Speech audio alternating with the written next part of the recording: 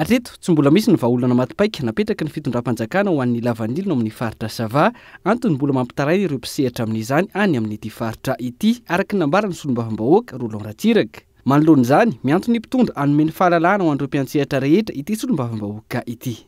Tonga eto ny filoham-pirenena kanefany mbola tsy mahava problema ny lavanila any satria carte biométrique ny raha resany tsy zany ny mameka agrément amen'olona jiaby zay nisehatra lavani tamin'ny taona lasa ary ajanona ny $250 le kilo any velany fa avela malalaka le any velany ary indrindra ihany koa avela malalaka ny olona rehetra miasa ny lavanily fa anjara amin'ny fanjakana no mikirakira ny lafiny tsy fandripahalemana zay ny miasa amin'ny fanjakana ary zay ny tokony asany an'io fa avela malalaka ny olona miasa amin'ny tokony ho izy fa tsy carte biométrique ho an'ny tansa ny olana ny any fa tegna le vahaolana ampiasaina Andriamatoa Andry Rajoelina fa tsy zavatra hafa.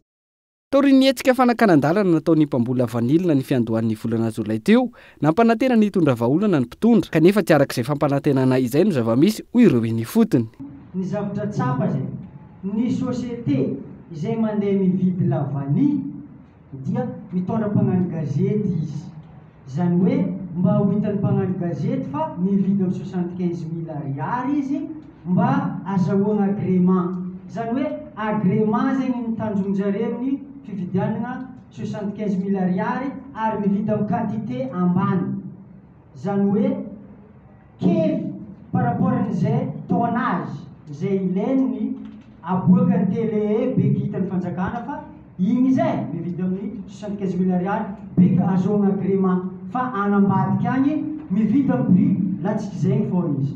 Misy 40 000 ariary, misy 25 000 ariary, ary ndraiky misy 20 000 ariary mihitsy.